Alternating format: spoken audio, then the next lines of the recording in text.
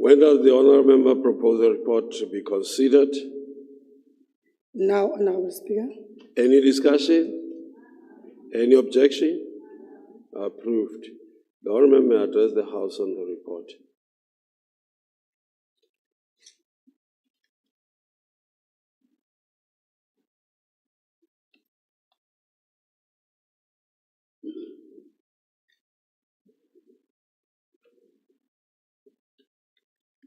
Thank you, Honourable Speaker, members of the Free State Legislature, members of public, please receive my greetings. Honourable Speaker, the Legislature derives its mandate from the Constitution of the Republic of South Africa.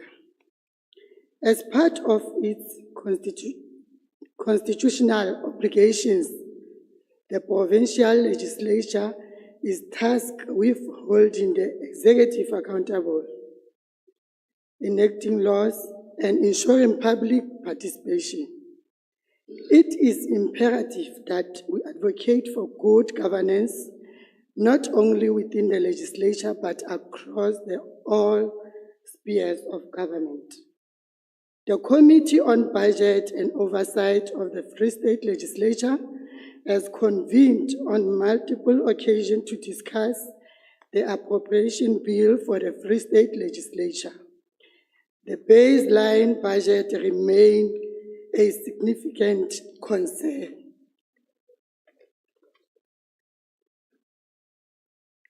The constraint allocation has hindered consensus among members on how best to communicate and manage the challenges faced by the institution in fulfilling its constitutional duties. In response, the committee has requested that the Speaker engage the Treasury as outlined in Section 17, subsection 1 of the Financial Management of Provincial Legislature and Provincial Public Entities Act to address this concern on budget allocation of the institution. A report has been received, but will remain dissatisfied. We will, however, await the upcoming adjustment to assess any challenges to the baseline budget of the institution. Honourable Speaker, the Free State Legislature has received baseline allocation of 317 million, while its financial requirements are estimated to be 368 million. The current allocation is unsustainable and required immediate review. Furthermore, the institution is exploring cost containment measures, which are expected to negatively impact the operation of the Free State Legislature. Honourable Speaker, the allocation for political party funding is also being affected, making it difficult for political parties to carry out their work in support of our constitutional democracy. Speaker, it is crucial that the Free State Legislature align with the relevant sector to strengthen oversight mechanism. We must leverage emerging technologies such as artificial intelligence to enhance our oversight capabilities. Additionally, the legislature must establish a dedicated monitoring and evaluation unit. We cannot continue to rely solely on the Office of the Premier to conduct analysis on behalf of the legislature. This will ensure that oversight done without fear or favor to ensure good governance, which people of Free State need. I thank you, Honourable Speaker.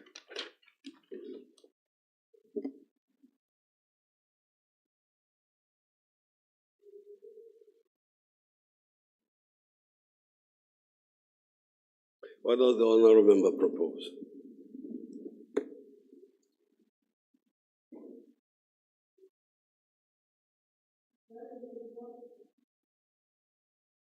That the report as tabled be adopted by the House, Honourable Speaker. Any discussion? Honourable member. Thank you, Honourable Speaker. I think it's important to note that the report also indicates that the committee does not support the 2025-2026 baseline that has been given to us by Treasury. That was a united decision of the committee. Thank you.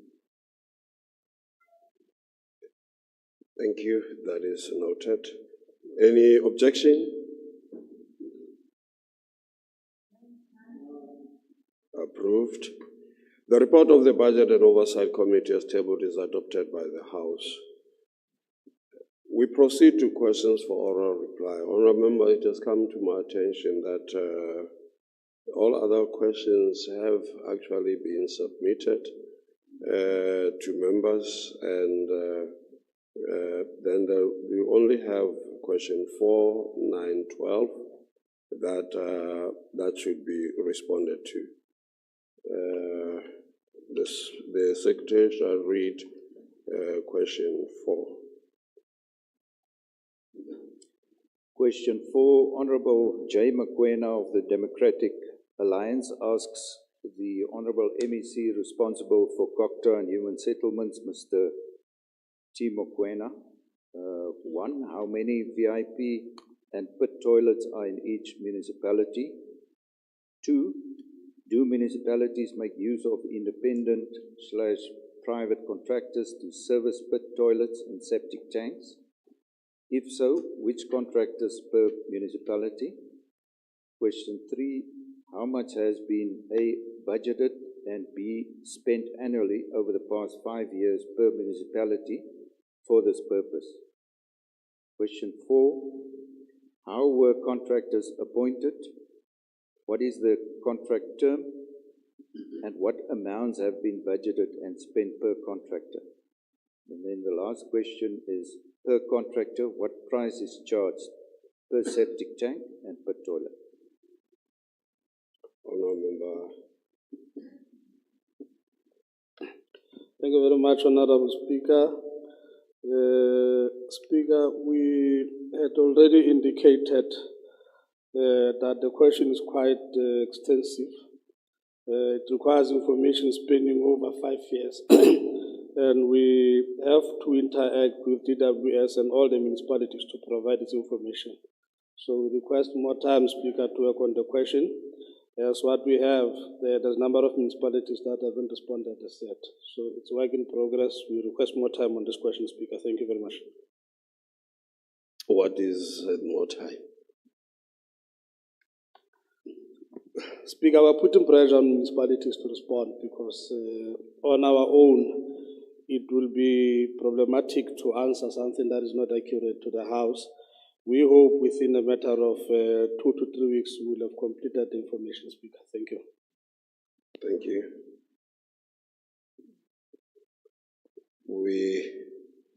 Mr. Mokoena, the question, you're the one who has asked the question, and this has been requested. We will make follow-up and make sure that is responded to in writing. But I also want to indicate, honourable members, that questions put before members need to be responded to. And whilst we have a provision that there would be an opportunity to respond to them orally when they are not responded to, it actually also creates more problems for us that members will also come in when they're given the opportunity to respond and ask for an extension. I think also it has come to my attention that engaging with the MEC, that communication was sent to the office, which we still have to confirm. But in the light of all these developments, I just wanted to make that note that members of the Executive Council should actually help this House in performing its duties and make sure that you respond to questions, and those people who are not helping you try to have, and there must be consequences so that it does not affect the functioning of the House. We shall now go to question 9.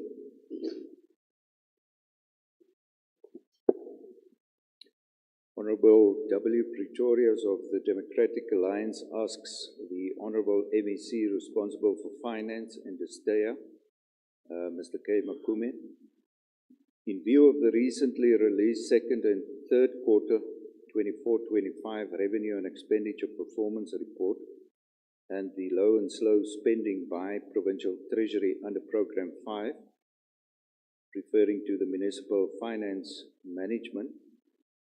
First question, why was only 39.4% of the budget for Program 5 spent by the end of Quarter 3? A, what are the reasons for the slow or low expenditure? B, what plans are in place to address this issue in the future? Second question, why was the department ranked second to last in overall expenditure performance by Quarter 3, with only 59.6% of its total budget spent? A, what are the reasons for the slow or low expenditure? B, what plans are in place to address this issue in the future? And third question, why was only 4.8% of the budget for municipal financial recovery services spent by the end of Quarter 3? And then 4, why was 0% of the 10 million municipal support allocation spent? And the last question, why was 0% of the 15.6 million allocated for Operation Clean Audit spent? Let me see. Thank you, Honorable Speaker. Honorable Speaker, I will request the 5-day extension to respond to the questions. Already there are answers, but there are some areas where the report is not clean. So I just request that 5 days extension. Is that the same with question 12? Is that going to be the same response with regard to question 12? It's the same. On question number 12. And we really apologize for this. We'll also check what happened. We usually respond. When will these questions be answered, Honorable?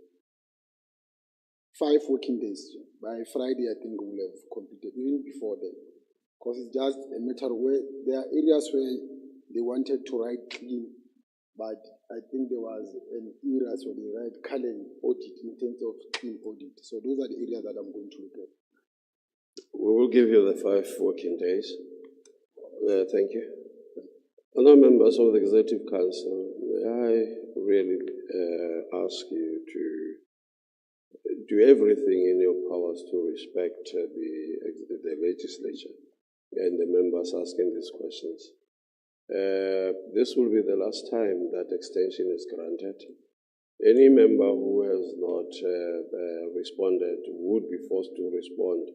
And in an event that you are not responding satisfactorily, that matter will be referred to the Ethics Committee.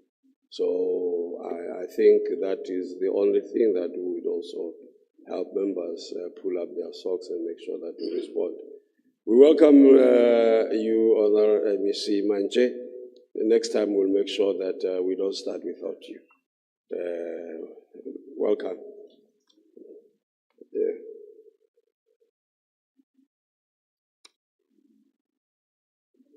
We proceed with motions on the money bills. The Acting Secretary shall read motion 1. That leave be granted for this general debate on the appropriation bill, B3 of 2025. Honorable Mr. Makume.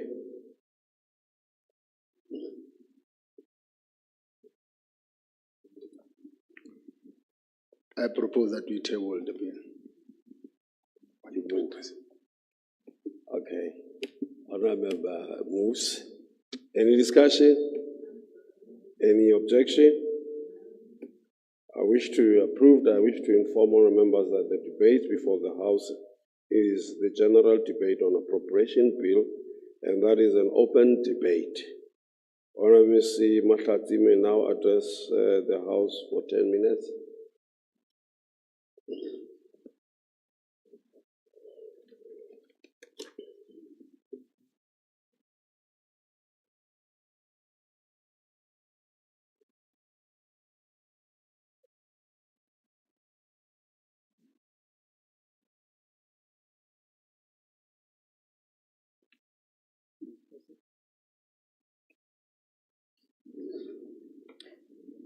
Honorable Speaker, Honorable Premier, Honorable Deputy Speaker, apologies for the sequence, esteemed members of the Executive Council, Chair of Chairs, Chief Whip, honorable members of the Legislature,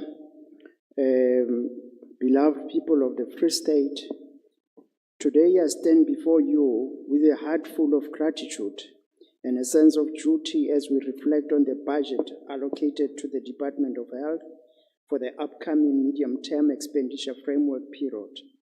We have been entrusted with a total of 44.3 billion over the next 3 years, a significant investment that underscores our commitment to the health and well-being of every individual in our province.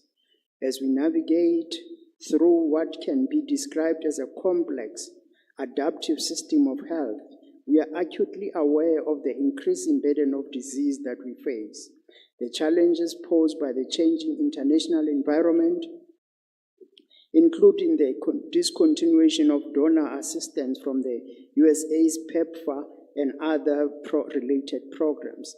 Such have only heightened our resolve. In these trying times, the support we receive from our system of government is not just appreciated, but it is essential. We are buoyed by the focus on economic development, which has been demonstrated by our the budget, which emphasizes on food security through agriculture, investing in our most important resource, which is human resources, through quality education, restoring the moral fiber of our society through sport, tradition, culture, and many more activities that have been funded by our budget. As health, we firmly believe that given the material conditions we are currently facing, Treasury did a good job in crafting the budget. The budget allocated to health, which is 14.1 billion in 2025-2026 financial year, 14.7 billion in 2026-27 financial year, the budget of 15.4 billion for 2027-2028 financial year is testament to our government's unwavering commitment to ensuring that all South Africans and Free Staters have access to quality health care. It is a commitment to the principles of ensuring that we implement and we get to realize the implementation of NHI, which aims to provide universal health coverage for all regardless of their socio-economic status. This goes a long way to show that for us, as the 7th administration of the ANC-led government, led by Mama Action, we firmly believe that leading a healthy lifestyle is a basic human right, and universal access to health and wellness is non-negotiable. The key priorities funded over the MTEF period reflect our strategic focus on strengthening our health system. We will ensure that our hospitals are stocked with necessary medicine and medical supplies, that our laboratories and blood supply services are equipped to meet the demands of our population, and that our infrastructure is maintained and revitalized to provide a safe, efficient environment for both patients and healthcare workers, as well as our public, as they take our clients to our facilities. We are proud to report that our province is leading nationally in the performance of the 95-95-95 strategy on HIV/AIDS and TB, which resulted in us achieving a very impressive 96-89-95, which is leading nationally. This global initiative aims to ensure that 95% of all people living with HIV know their status. 95% of those diagnosed receive antiretroviral therapy, and 95% of those are on ART treatment, and they achieve viral suppression by 2030. To date, we have tested 636,220 individuals for HIV and initiated treatment for more than 13,607 clients. Our commitment to combating HIV/AIDS does not stop here. In the upcoming year, we aim to provide HIV testing for 709,490 individuals and initiate treatment for 23,568 clients. We will distribute over 32 million male condoms and 600,000 female condoms, and we will continue to expand access to medical male circumcision and pre-exposure prophylaxis treatment. Moreover, we recognize that the fight against child and teenage pregnancy is equally critical. Through our comprehensive and collaborative campaign, we are collaborating with various stakeholders, including other government departments and organizations like Love Life, Childline, and other NPOs that have come to the table. Recent statistics reflect a positive trend, but we know that there is much more to be done. Together, we will create a safer environment for our children and enabling them to thrive and pursue their dreams. As we embrace innovation in healthcare, we are excited to announce the operationalization of the Vesia's surgical robotic system at Universitas Hospital. This groundbreaking technology promises to revolutionize surgical care in our province and beyond. With its modular design and advanced capabilities, Vesias enhances the precision and efficiency of surgical procedures, ensuring that our patients receive the highest standard of care. As we move forward, let us remember that our health system is not just a collection of services. It is a living, breathing entity that requires our collective effort to thrive. The Medium-Term Strategic Development Plan 2024-2029 emphasizes the importance of stakeholder engagement and collaboration. Together, we will strengthen our health system, improve quality of care, and ensure that every citizen has access to health care they deserve. In this year, as we celebrate the 70 years of Freedom Charter, we express with confidence that we are set on course to go beyond what it envisages in terms of only providing open quotes, a preventative health scheme that shall run by the state with free medical care and hospitalization that shall be provided for all, with special care for mothers and young children, close quotes. We are presenting a budget, we are accepting a budget that is incremental and as an affirmation of our shared vision for a healthier Free State, but a significant stepping stone towards the full implementation of the NHI. Together, we will rise to our challenges ahead, innovate, and ensure that our healthcare system is not just resilient, but exemplary. In conclusion, Honorable Speaker, I would like to express my deepest appreciation to the people of the Free State for voting the African National Congress, and appreciation to the ANC for giving me an opportunity to lead health and to be part of this august house. Appreciate the Premier of the Free State and my colleagues in the Executive Council for their support for this allocation. We can go a long way in responding to the healthcare needs of our province. Open calls. It can get heavy, cloudy, and dark, but the sun is still there and shining behind those clouds. Close quote. This is what MEC Ketsomokume said when he presented the budget. No budget can ever be enough in response to the ever-increasing healthcare needs of our people. This allocation is nevertheless indicative of the commitment of this government to invest in building the capacity of the nation to be productive, because there can never be a prosperous nation without a reliable healthcare system. Thank you, Speaker.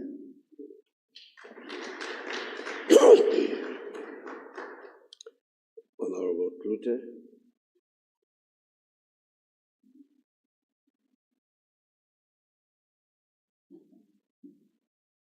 Thank you, Speaker. Let's quickly just do a reality check. Between two departments, Treasury and Kochta, we are spending more than 15 million rand on municipal interventions. And I've said it before and I will say it again. Money we are spending on municipalities is fruitless and wasteful if there's no change in municipalities. And I can guarantee you, MEC, and I think you know this already, the 2023-2024 municipal audit outcomes will not show any improvement. The Department of Education will start the financial year with a 1.6 billion rand deficit as an immediate payment to outstanding unpaid responsibilities in the current financial year. So on the first day of the new financial year, the department will have 1.6 billion rand less. And we know there will be a budgetary shortfall of 500,000 rand by the same time next year.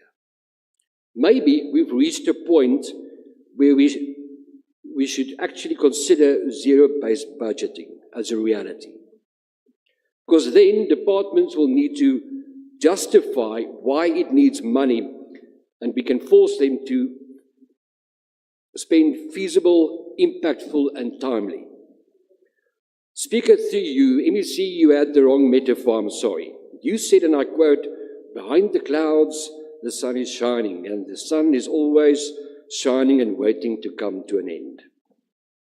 This is the fairy tale the ANC tells itself, whilst it doesn't realize that they are in deep trouble for the coming elections. No, there is a much deeper, more significant and realistic reality the ruling party ignores with their futile fairy tales. And that is, and put simply, the ANC is the problem. So maybe, MEC, you are right, but the storm that threatens is the ANC. Speaker, the World Bank's report on South Africa's economy made some ANCs quite uncomfortable. For the first time, an institution which is usually very friendly towards developing countries proved that the ANC's BEE is failing. This was not America who said this, it's the World Bank. And I find it astonishing that the MEC quoted Oliver Tambo, who wanted a country where there were no whites or blacks, just South Africans. And yet, we have black economic empowerment. In reality, internal sanctions against a certain group of people based on the power of your skin. BEE is not for you, but only for the few.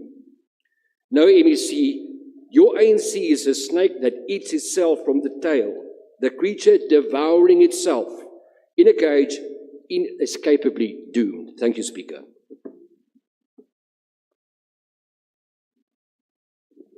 Thank you, Honourable Member Sifube.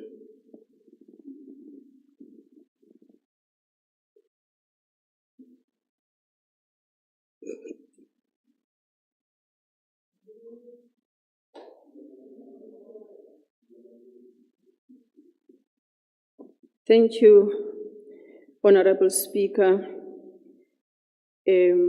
Honourable Speaker, let me start first by commending the action taken by the Minister of Justice to demand report from the NDPP on what happened in the Omutoso case. Victims of rape and gender-based violence continue to suffer under the watch of our law enforcement institutions that we have put in place to ensure that the rights of citizens, as enshrined in our Constitution, Chapter 2, are protected. Let me also join the call for justice for Twekwe, who at the age of 7 had her life destroyed and failed by the very same system that was supposed to protect her. This also goes to all other women and children who continue to suffer, have their dreams shattered by the deeds of animals that we call men. It is enough. We cannot go on like this. Something should be done, and drastically so. Honourable Speaker, this year, 2025, marks 70 years since the adoption of the Freedom Charter. The Freedom Charter was the product of the masses of this country, outlining the kind of South Africa they want to live in. That the Freedom Charter, which was our guiding document as the ANC, finds expression in the preamble of the Constitution when it states that South Africa belongs to all who live in it, black and white. This clause of the Freedom Charter did not emanate from a vacuum, but from the experience we have had as blacks, Africans in particular, in this country. We would remember in the past as blacks in this country, we did not have a say in the budget. The budget was used to perpetuate discrimination, allocating more money to the needs of the few and less to the majority. That is why the Constitution speaks about addressing the imbalances of the past. Now we refer to the money we get from fiscus as the equitable share, which was never equitable before. Honorable Speaker, this means that as the ANC, we have to ensure that whatever we do as government should align with the ideals as stipulated in the Charter and the Constitution. The MEC for Finance presented this budget. He articulated a well-known fact that there are constraints as far as the fiscus is concerned. We should know that there are various factors that have contributed to this state, which are global for that matter. The impact that was left by 2022 pandemic cannot be overlooked, and also the geopolitical conditions that exist have an effect. We are not an island sufficient of itself. Whatever happens globally will sure have an impact domestically. As government, we have to navigate these challenges. But having said that, we are very much alive to the fact that we cannot complain except to state the facts, because we know that we cannot cry when people cry. Instead, we should devise means to ensure services are delivered to the people.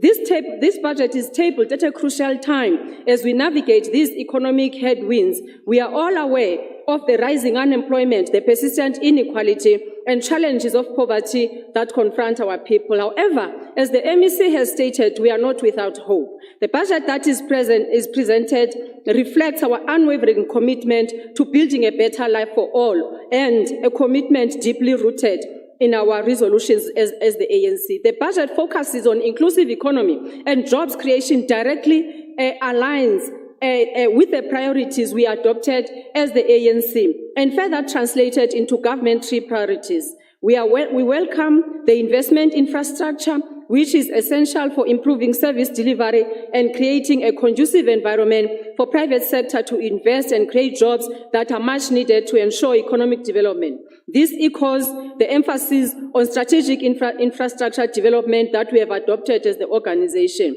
The allocation of funds to upgrade informal sector is highly commendable. It should be mentioned that we are still addressing the imbalances of the past that are entrenched in our communities, but we are not dwelling on that, but we still remember how did we get here in the first place. We do continue to invest in education, building more infrastructure to make education accessible to all, especially in vulnerable communities. The commitment to social justice and equality remains a cornerstone that defines us, aimed at redressing the inequalities. Yes, they've been done for over 300 years. We are still struggling at 30 years. We support the initiatives to strengthen supply chain management, to combat corruption. Fighting corruption and promoting ethical governance are central to ANC's renewal agenda aimed at building a capable state. The skills audit, as pronounced in the bill, will go a long way in ensuring a capable state by ensuring that we have skilled workforce fit for the job.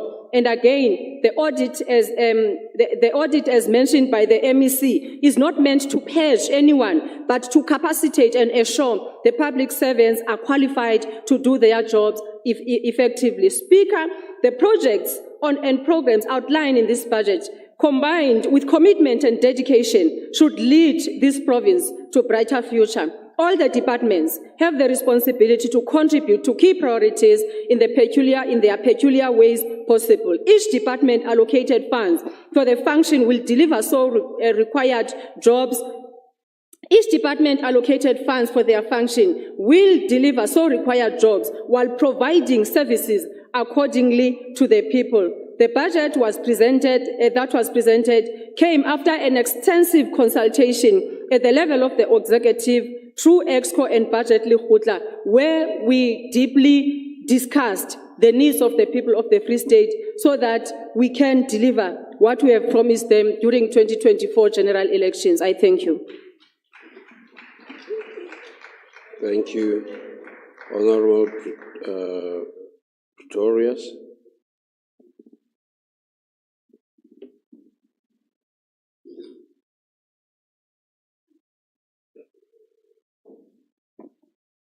Thank you, Honourable Speaker. Speaker, the residents of the Free State deserve a budget that promotes and protects their basic human rights, grows the economy, and creates jobs. As we exit Human Rights Month, it is pivotal to highlight the impact that a sound budget and its effective rollout can have on the promotion and protection of the basic human rights of the people of our province. The 46 billion earmarked for the Free State, if spent right, must have a lasting effect on the lives and the livelihoods of the people of our beloved province. When a provincial government spends public funds on the public for their benefit and not on the politically connected few, human rights will be promoted and protected. The DA agrees with the Human Rights Commission that service delivery failures in the Free State are human rights abuses. For far too long have hundreds of thousands of Free Staters and businesses been exposed to dry taps across our province, to sewage-filled streets, crumbling road networks, substandard health and social services, and a general fear for their families' well-being and safety. The test for an effective provincial government in the current economic environment is whether it can attract investment, can grow its provincial economy, and create jobs.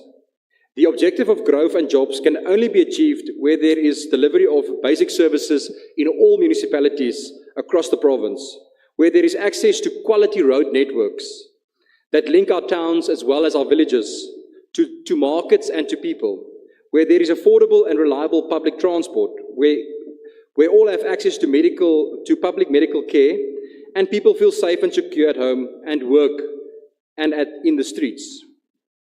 Speaker, unfortunately, the reality is that according to the latest quarterly labour force survey of Quarter 4, 2024, the Free State Province lost 25,000 jobs. This is the highest quarter-on-quarter loss recorded across all 9 provinces in the country. This brought the official unemployment rate in the province to 37.9% and the expanded unemployment rate to 44%. Speaker, it is quite clear.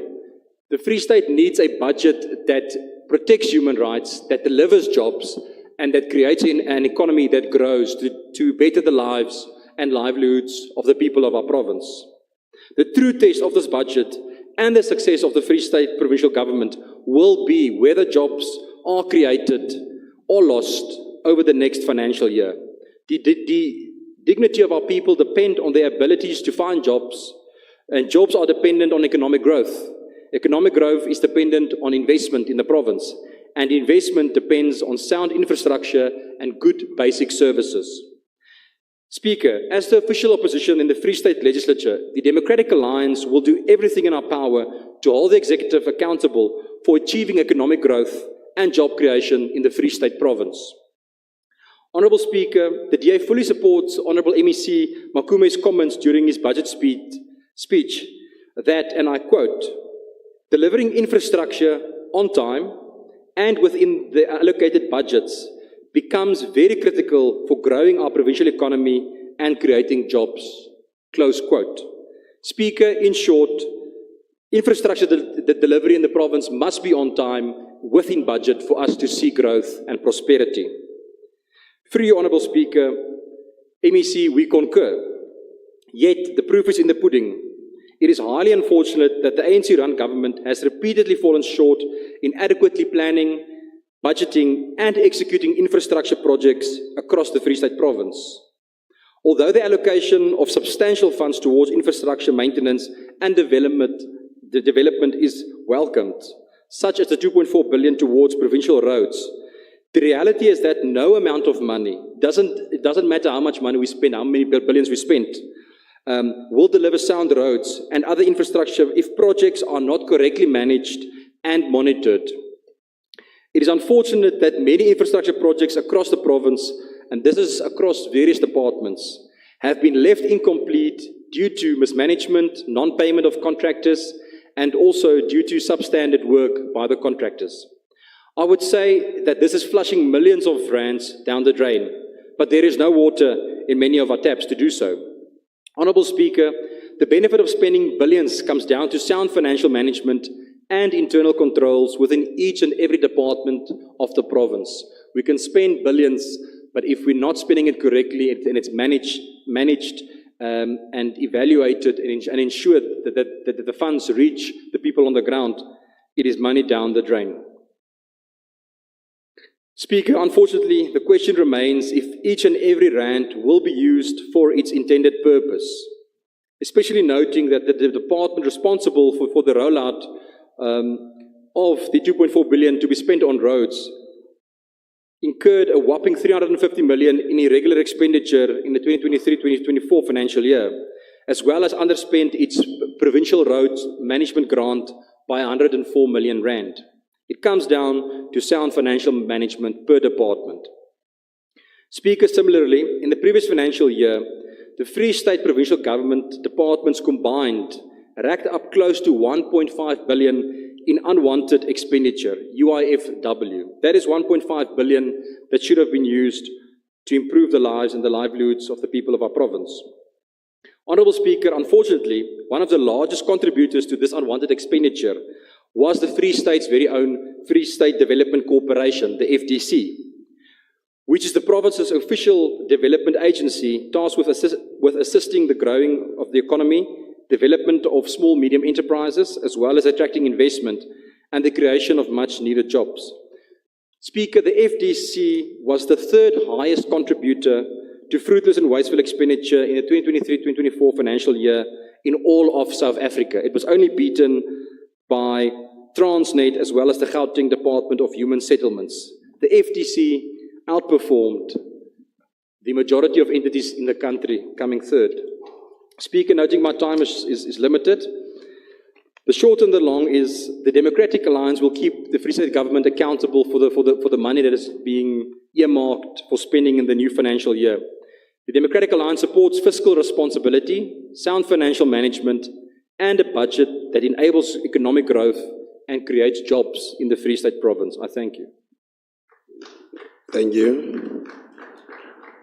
Honorable Meko.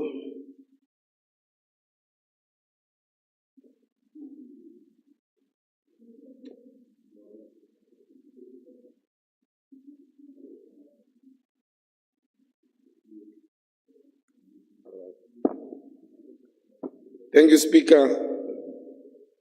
The debate on the budget speech takes place 2 weeks after we commemorated Human Rights Month, 21 March 2025, which encapsulates rights to adequate food, to adequate housing, to education, to health, to social security, to water and sanitation, and to decent work.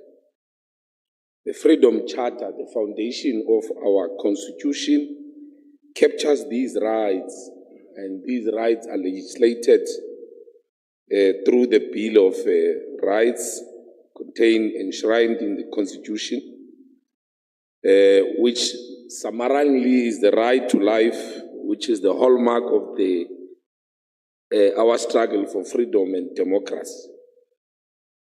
And that's why it is important to appreciate the BEE Act, the Bella Act, the Expropriation Act, and many other acts which are seeking to transform South Africa and its economy for the rights of those that were deliberately excluded, Honorable,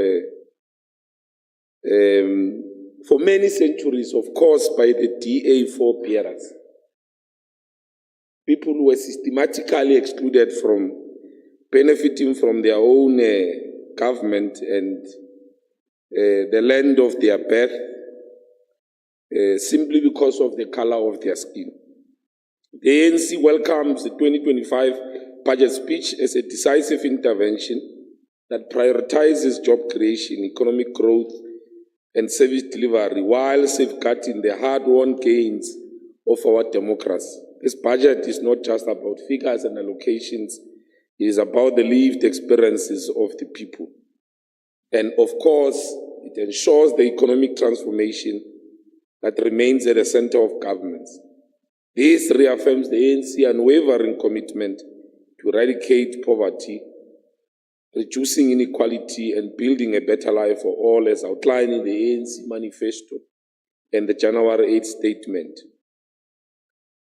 We're making a point as the ANC that MEC Makume, the challenges imposed by 2018 financial meltdown, the COVID-19 itself, the energy challenges occasioned the extraordinary resilience of our economy to be able to perform better despite the fact that it had to cushion through those turbulences. Whilst at the same time contending with the historical legacy of apartheid economic relations, our economy continues to do its best with regard to that. The ANC wishes to note the decrease of the GDP in the province, as well as the decrease of the baseline of the equitable share, and in our view, that the decline in the GDP will certainly create many difficult problems. Without GDP growth, there won't be any creation of jobs, and of course, an economy to be transformed. Unlike opposition parties that are fixated on elite interest, the ANC remains committed to pro-poor economic policies that protects the vulnerable households whilst ensuring sustainable public finances. The ANC will not be deterred by those who wish to see South Africa return to the good old days of apartheid economic privilege. We remain committed to the people's aspiration, and we will continue working toward a South Africa that is inclusive, just, and economically transformed. As expected, the Democratic Alliance has once again revealed its anti-transformation agenda by opposing this progressive budget.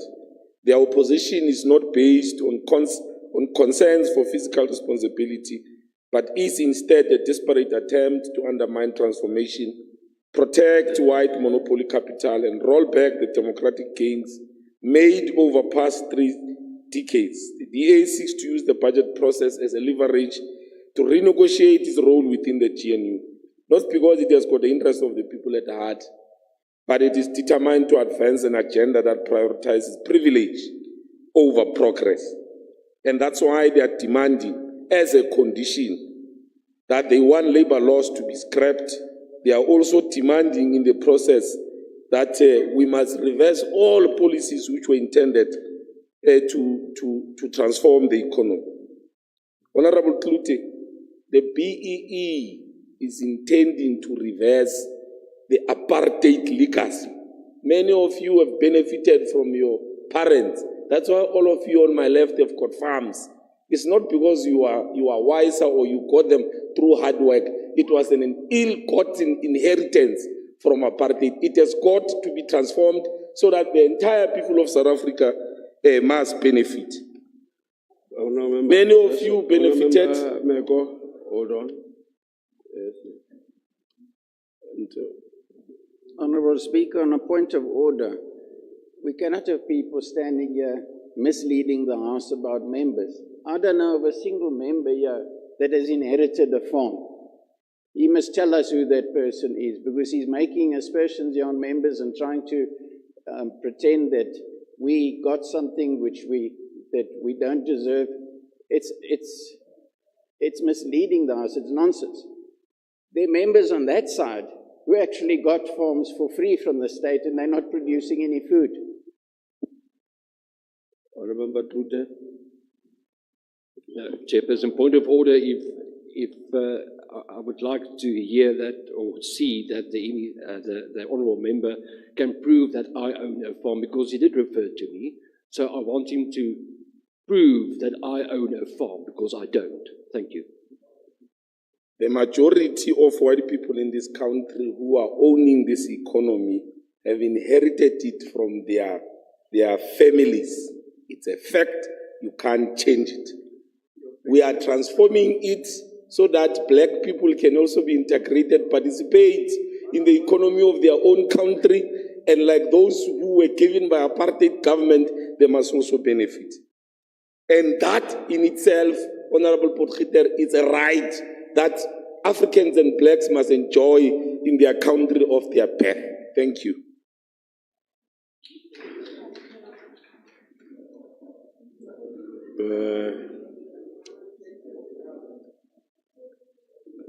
Honourable Member Leach.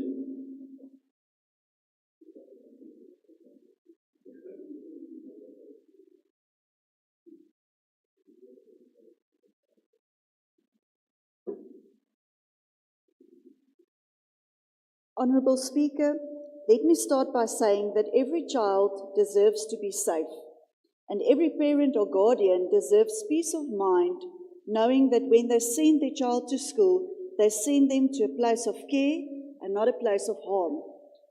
The DA is saddened by the news of the horrific attack on 7-year-old Tretwe, and our thoughts and prayers are with her and her family during this traumatic period. We also support and welcome the call by Minister Siviwe Garube to change the law and ensure every adult who works with children is vetted against the National Sexual Offenders Register. Honourable Speaker, the budget tabled for 2025-2026 is a repeat of budgets we have seen in previous years and a reflection of the ANC's obliviousness to the dire situation this province faces. We are concerned that the Legislature continues to be underfunded, receiving only 317 million rand for the 2025-2026 financial year. This situation is the seat of democracy in the province and serves a critical oversight function. Without sufficient funding, the institution cannot function effectively. Other departments like Public Works, Education and Health are also severely underfunded. And additionally, funding towards these institutions could help to improve the services they provide. As many departments start the financial year with a deficit, it is hard to imagine how the challenges will be addressed in this financial year.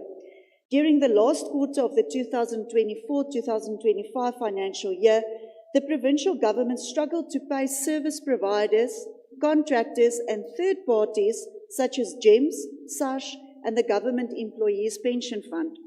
The Department of Public Works struggled to pay municipalities and Centleg, leading to another adjustment budget to shift money just to keep the lights on. Adding to the dire situation, due to a decrease in our GDP contribution, the province will receive 64 million rand less of our equitable share in this financial year. This can be attributed to the loss of confidence many residents have in the ANC-run government to turn around the economic judiciary of the province and to opt to leave the Free State in search of opportunities elsewhere, while businesses opt to invest in other provinces. Several towns are losing more and more businesses, bringing with them a loss of jobs, income into the towns, and municipal revenue. The businesses that remain are either agricultural-based or owned by foreigners. Several towns are losing more and more businesses. The Office of the Premier receives more than double the allocation of Legislature, amounting to over 633 million rand. This department remains overfunded, and the DA has iterated previously that this department is not a service delivery department and must lead the provincial administration through the effective and efficient utilization of resources. The Premier spends more on compensation of employees than the entire budget of the Legislature and Treasury.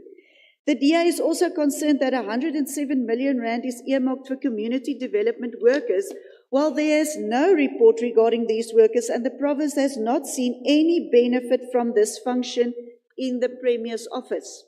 We also remain steadfast in asserting that the Departments of Health and Education are crucial for service delivery and the dignity, health and welfare of residents.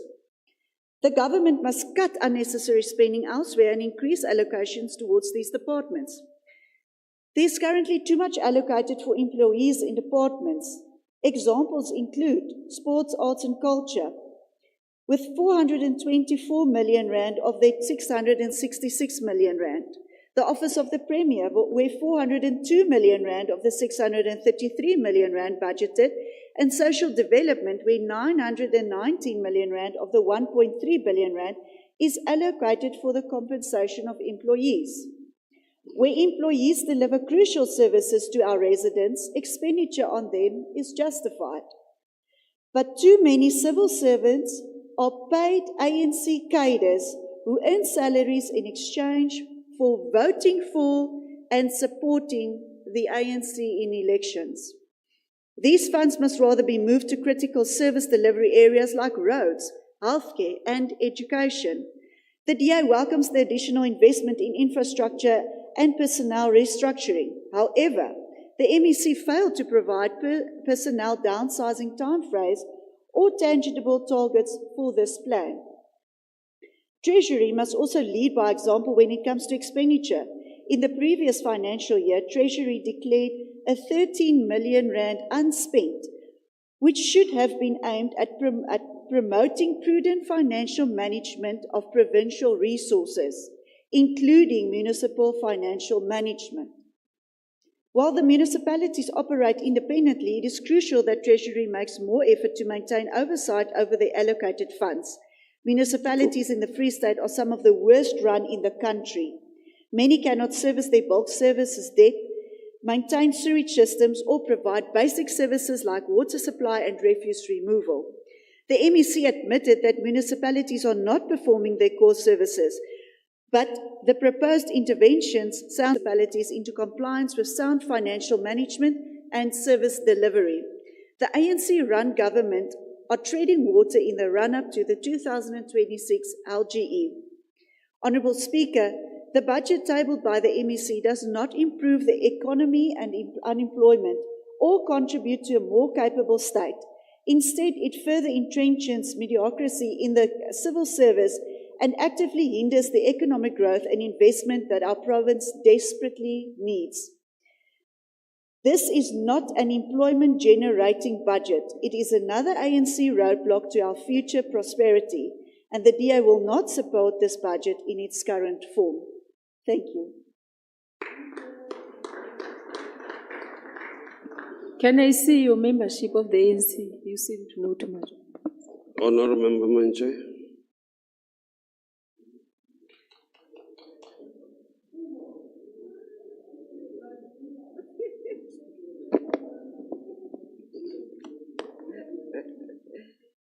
Thank you very much, Honourable Speaker, Honourable Deputy Speaker of the Legislature, Honourable Premier, Member Queen Lisua Matai, Honourable Members of the Provincial Legislature, Members of the Executive Council, ladies and gentlemen. Honourable Speaker, the African National Congress rise to support the 2025 MTEF budget as presented by MEC Magume. The primary purpose of the budget speech was to outline the government's financial plans for the upcoming fiscal year, including spending priorities, revenue collection proposals, and the overall state of the economy. Contrary to this, the opposition party, in the form of the DA and FF+, miraculously forgot that they are part of the GNU nationally, which must see to it that the national objectives of government find expression through this budget and translate into accelerated provision of services to our people. Instead, they look at faults and fail to provide solutions. Allow me, Honourable Speaker, to unpack the budget. The 2025-2026 fiscal policy is primarily focused on increasing employment and work opportunities, increased infrastructure investment, access and efficiency and economic transformation, equitable inclusion of women, youth, persons with disability, skills for the economy, ethical and professional public service. The debate on the appropriation bill is an opportunity to reflect on the fiscal performance of our province and our plans for the years ahead. Over the 2025 MTEF period, the province estimates to spend more than 141.4 billion, with 45.8 billion just for the 2025-2026 financial year. Through you, Speaker, Honourable Pretorius must note that, in spite of the challenges, the Free State economy is expected to grow from 0.6% recorded in 2024 to about 1.6% in 2025, followed by 1.7% in 2026 from sectors such as agriculture, finance, trade, and more importantly, infrastructure development, which remains a cornerstone of our economy and social transformation. The province plans to spend just above 5.2 billion on infrastructure investment for 2025-2026 financial year. Critical to this expenditure are conditional grants. 3.9 billion is allocated to Department of Health to cater, amongst others, maintenance and infrastructure delivery. This budget equally caters for the COVID-19 workers whom were recently reinstated under the stewardship of the Premier. The ANC-led government saw it fit to restructure its budget to accommodate these workers, not for political posturing, but to support our commitment towards provision of quality healthcare services and keep its promise in creating quality jobs. The Department of Sports, Arts and Culture, Recreation will receive 239.4 million to transform urban and rural community library infrastructure as well as sports facility. 1.8 billion is allocated to Department of Education for provision of school nutrition, special needs schools, infrastructure, and early childhood development. Honorable Speaker, unlike the DA-run government, where the Department of Education recently announced that it will reduce its teaching posts by 2,407, meaning approximately 12,000 people will be without food on the table under the DA government.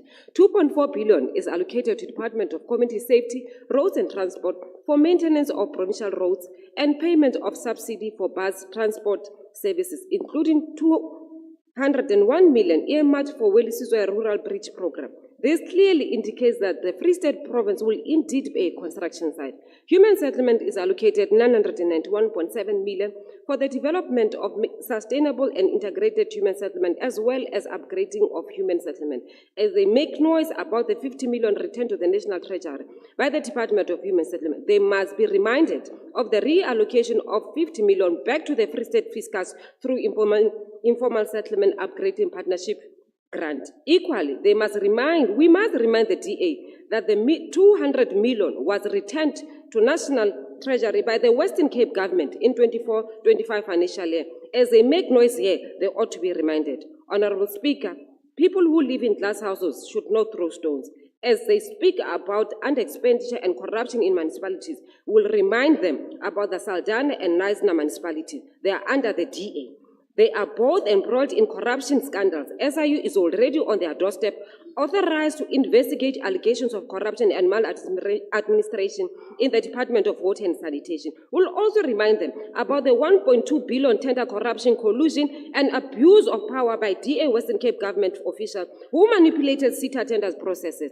As they speak about failed projects in the Free State, we must remind them about the George Municipality project under the DA, a building which was still under construction when it collapsed, resulting in the death of 34 people and left others with serious injuries. Today, incident report has not been made public, though they claim to have submitted it to law enforcement. Why? Because they want to hide corruption. Mediocrity as expressed by the opposition parties in the South today can be summed up to before being accused of insulting people. Stupidity means having or showing a great lack of intelligence or common sense. We all know that the role of the opposition is to oppose, to resist, and most importantly, to disrupt. But today, they have outdone themselves. Opposition parties dislike anything progressive and are prone to distraction, populism, and anarchy. Just an advice to the opposition parties: stupidity is equally a gift from God,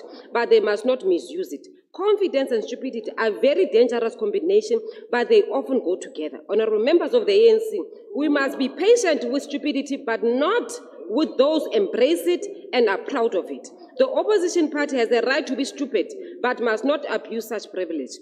Honorable Speaker, the DA represents nothing but white supremacy and white privilege. It is unfortunate that amongst them we find our African brothers who are supposed to defend the gains of democracy but find comfort in the blue and white ties, but continue to oppress our people. The reality is those who help to perpetuate white supremacy are the enemies of the people. The DA and FF Plus will continue to maintain the historical right-wing posture no matter what. They choose to embrace the GNU, however today they reject the budget. They continue to be comfortably enjoy the perks that comes with the GNU. They have cabinet ministers, deputy ministers, but reject the very same budget that must continue to cater for the people of South Africa. They cannot have their cake and eat it. Let them return the blue lights and remain in the opposition. Honorable Speaker, this is a clear indication that ignorance can be cured, but stupidity is forever. Honorable Speaker, it is also important to respond to EFF in their absence and MK. EFF is a victim of its own making as a result of its misplaced ideological tools of analysis, a child concoction of Marxism-Leninism, Steve Bikoism, Pan-Africanism, and lately Thomas Sankarism, a confusion of ideological orientation. Last week, they did not want the DA. Today, most probably, even on Tuesday, they agree with the DA. Since the departure of Floyd, it's not even raining, it's pouring in the EFF. They don't know whether they are coming or going. The MK party, Abantu Bagababa, Whether they are here or not, kuyafana. As we celebrate, as we conclude this debate, we must remind ourselves that our culture, our history, our spirit as people of the Republic, we wish her well in her new responsibility. We bow our heads to the recent passing of the son of the soil, Comrade Benny Kotwane. May his revolutionary soul rest in peace. I thank you. Honorable MEC Makume, you may now reply to the debate.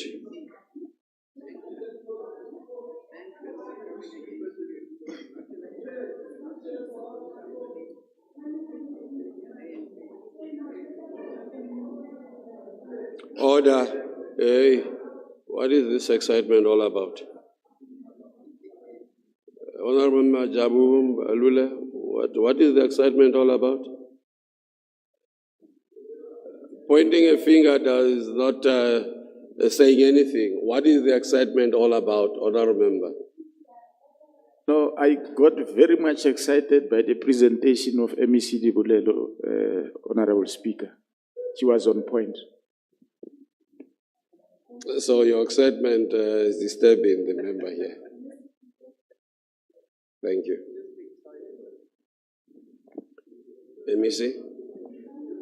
Thank you, Honorable Speaker. Thank you, the Premier, Deputy Speaker, members of the Executive Council, Chair of Chairs, members of the Free State Legislature, the acting DG in absentia, and heads of department present.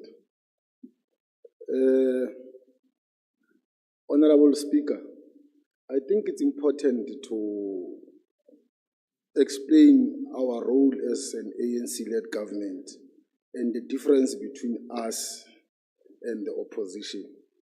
We've got the responsibility to lead the country. We've got the responsibility not to use any plight of our people for electioneering purposes. We've got the responsibility to think and not to apply common sense. Because the problem with the opposition is the application of common sense. Common sense will tell you that there's no difference between a donkey and a table. Because the donkey has 4 legs and the table has 4 legs. And therefore they think that the table will be able to be used for the purposes of the donkey, and the donkey can be used for the purpose of the table. That's the difference. So we really need to give them a lesson that the responsibility is about building the free state that we all aspire. Honorable Klute raised something very important here. But the problem is when you link it with elections, that elections are coming around the corner. You are not correcting when you do that. All what you needed to say was to admit that the Treasury in their budget speech have raised what you have raised. It is a concern. We're an honest government. We came here and admitted that there are these gray areas in the public service that needs to be done in order to turn the situation of our people around, to make them better. So you can't come and make it a campaign. I don't know for what.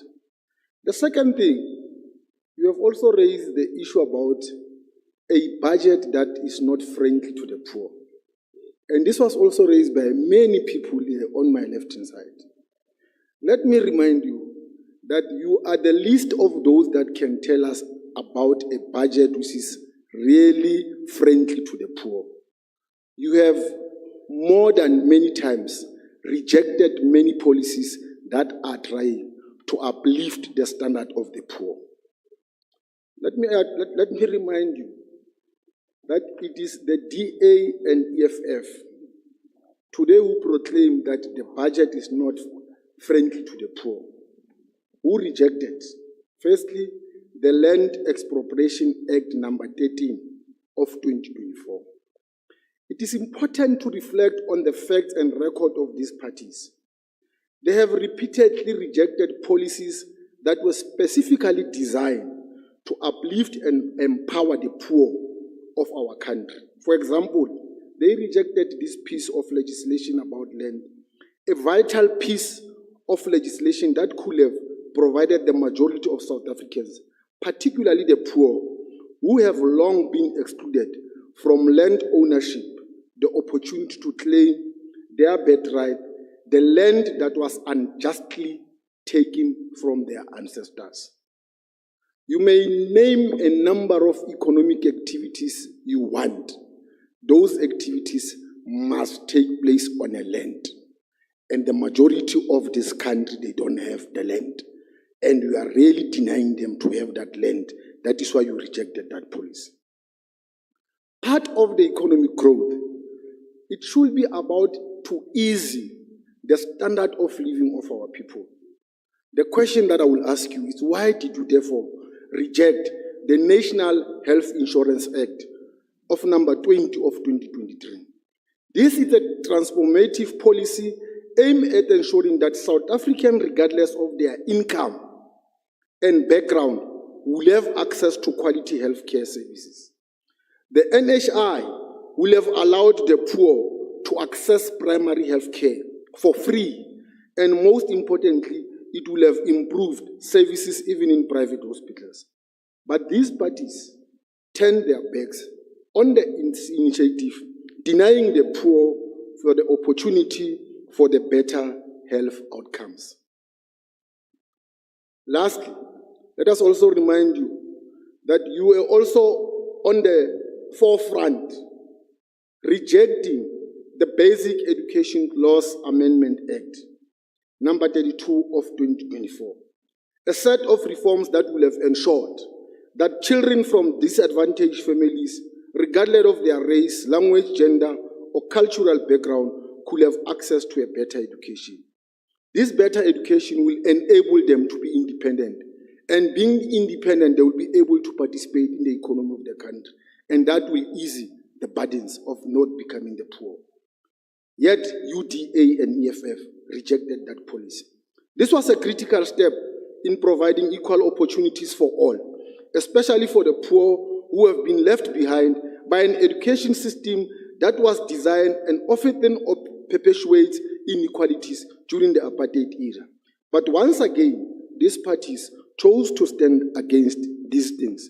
Yet you want us to tell that the budget, it is not friendly or not poor friendly. So I ask, how can the DA and EFF claim to be on the side of the poor when they consistently oppose policies that design to uplift the most vulnerable members of our society? These are not just political issues. These are matters of social justice, equity, and the fundamental rights of the South Africa, which are protected by the South African Constitution. Honorable Speaker, please afford me an opportunity to offer free lessons to the DA and EFF Plus on this critical matter of 0.5 increase in the VAT. The recent 0.5% increase in the VAT may seem burdensome at first glance, but when viewed in the broader context, it is a necessary step to ensure that we continue funding essential public services such as healthcare, education, social grants, and the distribution of land. Our government remains committed to protecting the most vulnerable and the poor in our society. This is why we have maintained and even expanded the list of the zero-rated items, essential goods that are VAT-free, to alleviate the impact of the VAT on the poor. Yet you don't tell the public that honesty.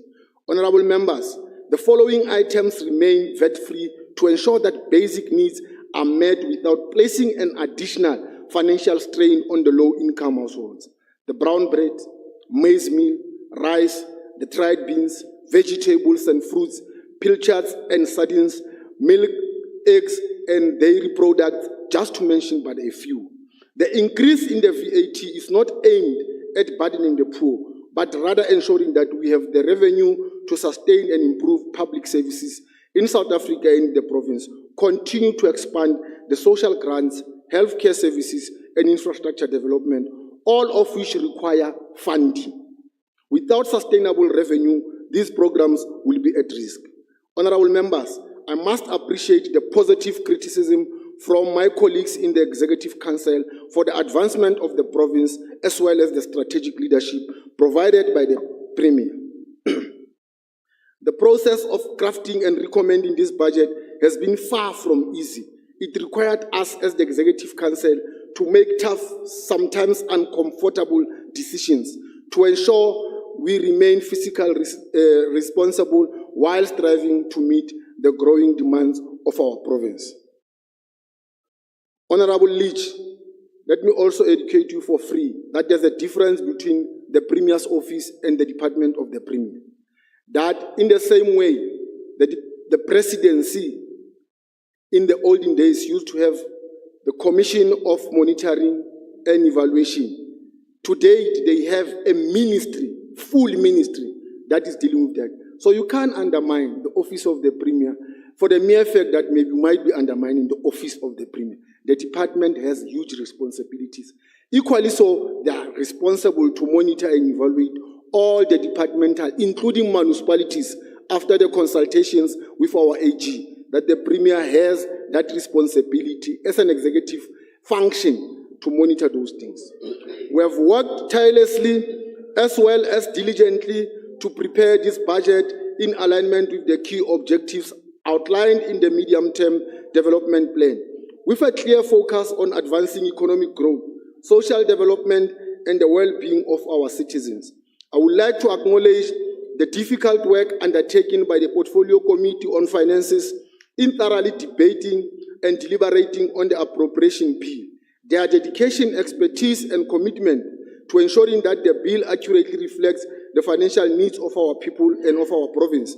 The strategic goals of our government cannot be overestimated. I commend the committee for their tireless efforts in engaging robustly with various departments and ensuring that their budgets align with our province priorities. Honorable members, we have taken careful note of concerns and suggestions raised during the debates. Several members have rightly pointed out that the service delivery and accountability are key priorities for the government, and we share common sentiments in these concerns. We fully recognize that efficient service delivery and transparent governance are essential to building the trust of our citizens and improving their quality of life.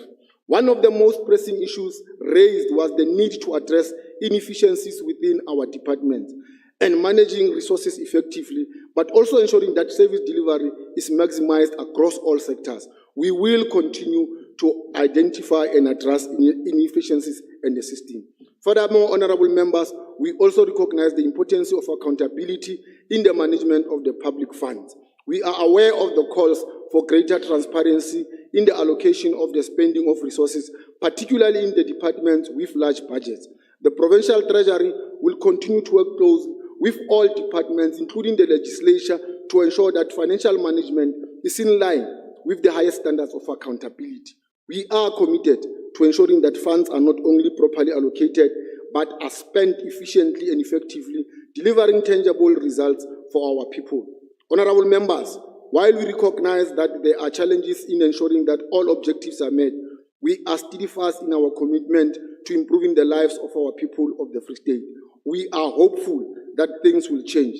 This budget as tabled reflected the best efforts of the Executive Council to balance fiscal responsibility with the needs of our communities. In conclusion, I extend my gratitude to all those who have worked tirelessly to ensure that our budget is a true reflection of the province's needs and priorities. Together, we will continue to strive towards creating a stronger, more resilient Free State, capable of facing the challenges of both the present and the future. I thank you.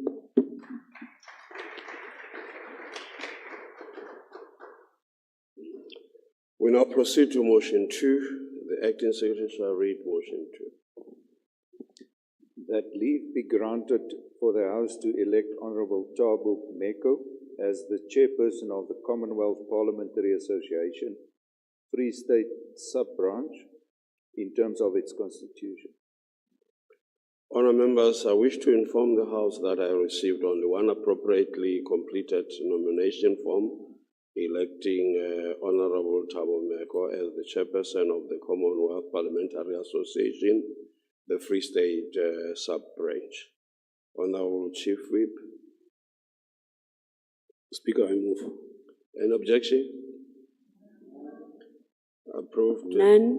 The Honourable Thabo Meko is duly elected as the chairperson of the Commonwealth Parliamentary Association, Free State Sub-Branch.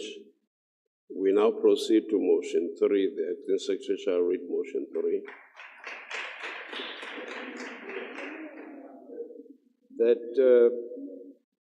that leave be granted for the House to elect Honourable David van Vuuren as the Treasurer of the Commonwealth Parliamentary Association Free State Sub-Branch in terms of its constitution. Honourable members, I wish to inform the House that I received only one appropriately completed nomination form electing Honourable van Vuuren as the Treasurer of the Commonwealth Parliamentary Association Free State Sub-Branch, Honourable Chief Whip Khobane. Honourable Speaker, I move. Any objection? Approve. Honourable van Vuuren is duly elected as the Treasurer of the Commonwealth Parliamentary Association Free State Sub-Branch.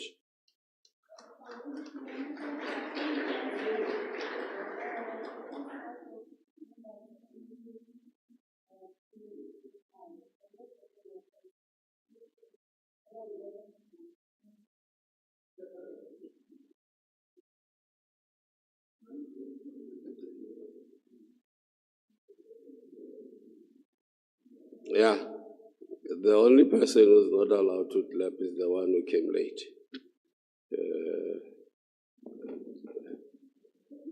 In fact, who came earlier than all of us. Yeah. We now proceed to motion 4. The acting secretary shall read motion 4. That leave be granted for the House to elect the following honourable members as members of the Executive Committee of Commonwealth Parliamentary Association Free State Sub-Branch in terms of its constitution. 1. Honourable Roy Jankelson, Democratic Alliance. 2. Honourable Molefi Foko, MK Party. 3. Honourable Armand Klute, Freedom Front Plus. And 4. Honourable David Mkabela, ACT. Honourable members, I wish to inform the House that I received the appropriate to complete the nomination form from political parties represented in the House for mentioned honourable members to constitute the Executive Committee of the Commonwealth Parliamentary Association Free State Sub-Branch, with no representation from the EFF, which has opted to abstain from the process. Honourable Chief Whip and Khobane. Speaker, I move. Any objection? Approved. The following honourable members have been duly elected as the Executive Committee members of the Commonwealth Parliamentary Association Free State Sub-Branch Executive Committee. Honourable Roy Jankelson from the Democratic Alliance. Economic Freedom Front fighters have abstained. Honourable Molefi Foko from the Mkondo West Sizwe Party. Honourable Armand Klute from Freedom Front. Honourable David Mkabela from the African Congress for Transformation. The House is further informed that the Commonwealth Parliamentary Association Free State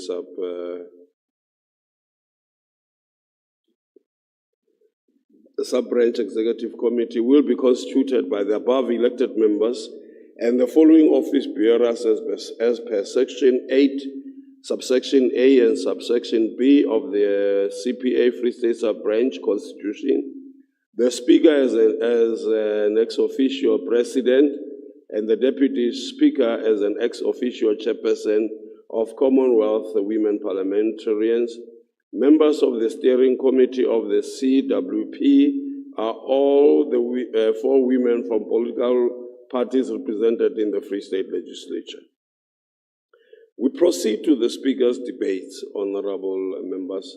The month of March is commemorated annually to remind South Africans about the sacrifices that accompany the relentless struggles of our people and what they had to endure for the attainment of the democracy we are enjoying today. This year, Human Rights Month was commemorating under the theme, Deepening a Culture of Social Justice and Human Rights.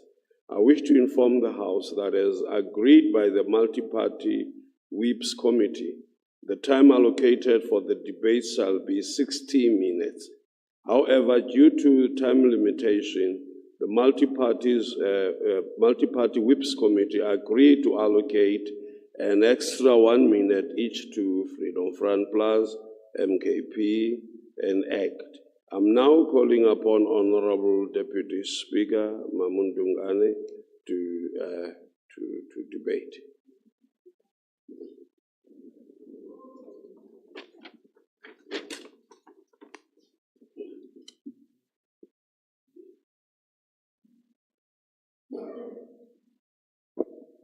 Speaker of the Free State Legislature, Honorable Mxolisi Dukwan, the Premier of the Free State, Honorable Joyce Litsua Matai, the Chair of Chairs, Honorable Thabo Meko, the Chief Whip of the ruling party, Honorable Opa Khwabane, Honorable members of this House, ladies and gentlemen. Speaker, I stand here today in honoring Human Rights Day under the theme Deepening a Culture of Social Justice and Human Rights. This is not a ceremonial occasion of routine pronouncements, but a moment that demands critical introspection, political clarity, and a resolute commitment to action. For if we are to speak of human rights, whilst we note the efforts of the ANC government in this regard, we must, without wavering or fear of contradiction, confront the reality that many of our people remain trapped in conditions that render these rights hollow and abstract. Honorable Speaker, on Wednesday, history delivered an almost meticulously orchestrated, painful irony. On the same day that we remembered the passing of Mama Winnie Tikizela Nomzamo Mandela, the indomitable revolutionary who was equally the very personification of our people's resistance against injustice, is, Speaker, unfortunately the same day that the Eastern Cape High Court handed down a judgment acquitting Timothy Omutoso of the heinous crimes of rape and human trafficking, amongst a litany of other charges.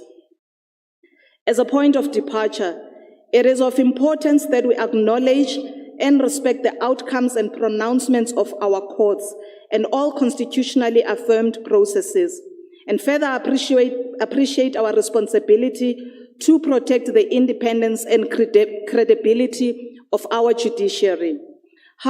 However, Speaker, in our fidelity to constitutionalism, particularly when these defeats deepen the suffering of the most vulnerable in our society, the acquittal of Omutoso is not merely the outcome of a legal process, it is a glaring indictment on the failures of the National Prosecuting Authority. Speaker, in a country where gender-based violence has been declared a national crisis, the state consistently falters our people in prosecuting perpetrators. How many more survivors must endure the agony of seeing their abusers walk free due to botched prosecutions and the institutional dormancy of the NPA?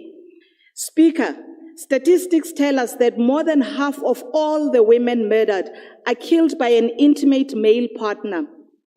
This is a solid 56% of mothers, of daughters, aunts, and in certain cases, grandmothers, as we have come to learn of gender-based violence meted against older persons in this country we live in. We are told, Speaker, that between 25 and 40% of South African women have experienced sexual and or physical intimate partner violence in their lifetime.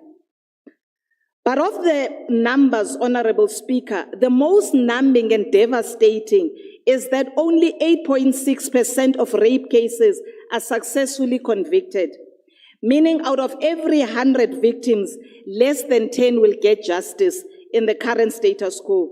And regrettably, on Wednesday, Cheryl Zondi was counted amongst those whom South African system has failed. Her voice, though loud and clear, enough for the world to hear, was muted by a verdict delivered in our courtroom for the whole world to see. This House must therefore ask itself, is this the justice the forebearers of our democracy fought for? Is this the justice that our mothers and sisters our daughters and comrades deserve. The outcome of this case sends a chilling message to survivors of gender-based violence and femicide. A clear message that the system is incapable of protecting them, that justice is a distant illusion, even after sitting in a courtroom for a solid 8 years. Honorable Mbalula, we have come to learn through the resounding voices of many survivors that South African women are bold and brave. They enter courtrooms wounded and vulnerable, but tell their ordeal with clarity and a purpose to save the next potential victim. Why then do we dismally fail them by not meticulously handling the body of evidence provided for the prosecution? Honorable members, the Wednesday verdict in the Eastern Cape High Court is not an isolated case. We must equally use the moment carefully to reflect on the Cwecwe case, another formidable reminder of how failures in the justice system embolden perpetrators and leave survivors abandoned. We should dip our heads in utter shame on the nation that relives a story of a 7-year-old child sexually violated at school while waiting for a school transport. A nation that is not only violent with the wombs that birth its people, but one that is directly destroying its future. We must name this crisis for what it is, a fundamental betrayal of the principles upon which our democracy was built. Speaker, you cannot speak of human rights and omit justice. And justice, honorable members, must be substantive, not procedural. Justice must be felt in the lives of our people, not simply exist in the passages of legal texts. When gender-based violence victims find no refuge in our legal system, when their cries for justice are met with bureaucratic inefficiency, then we have failed in our duty as custodians of democracy. It is in this context that the Free State Legislature must not be a passive observer in this crisis. Our mandate compels us to act decisively. We cannot deepen a culture of social justice and human rights if we do not uproot the structural and institutional barriers that stand in its way. We must ask ourselves, what is the role of this legislature in addressing these systemic failures?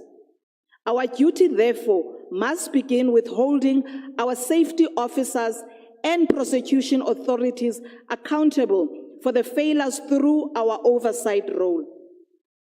In 2022, the President of the Republic, President Cyril Matamela Ramaphosa, signed into 3 interrelated acts to strengthen efforts in addressing this national crisis.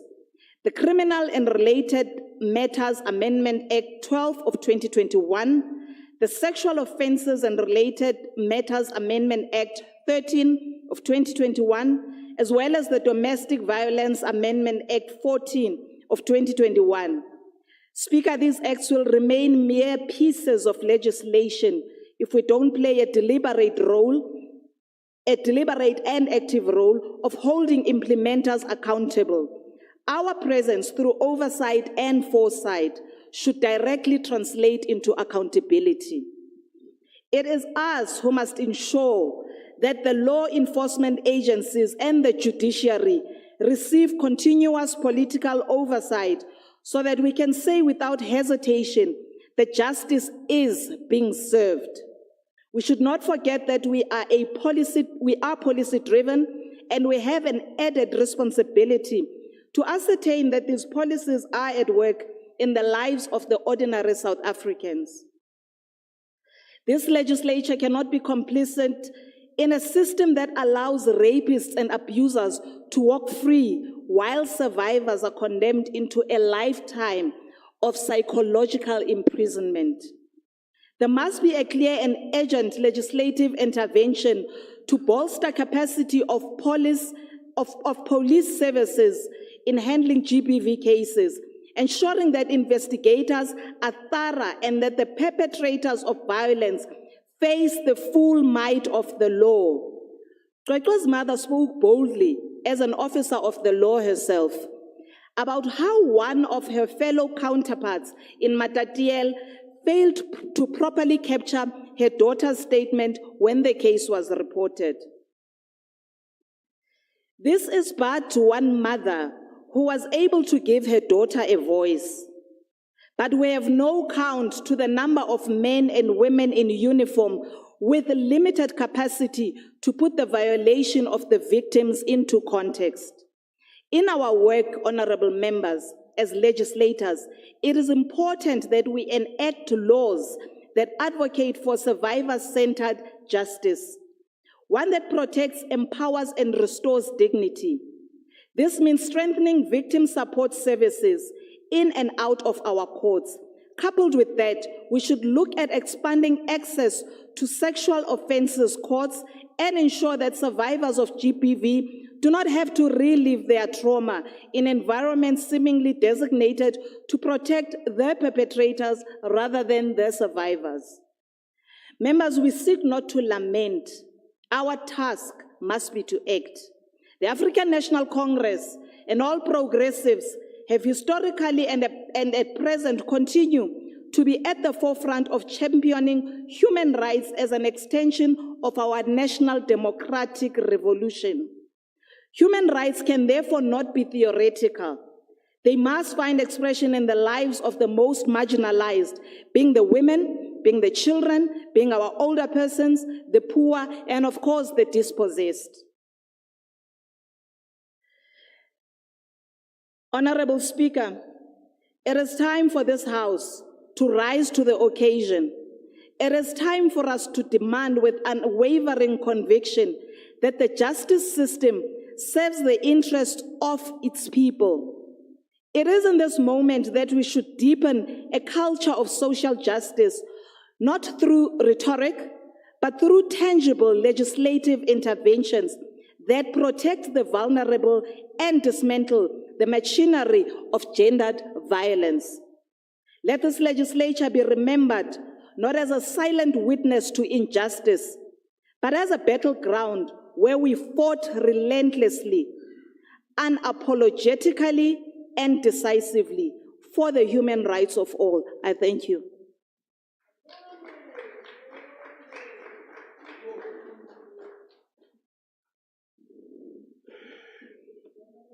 Honorable Member Klute.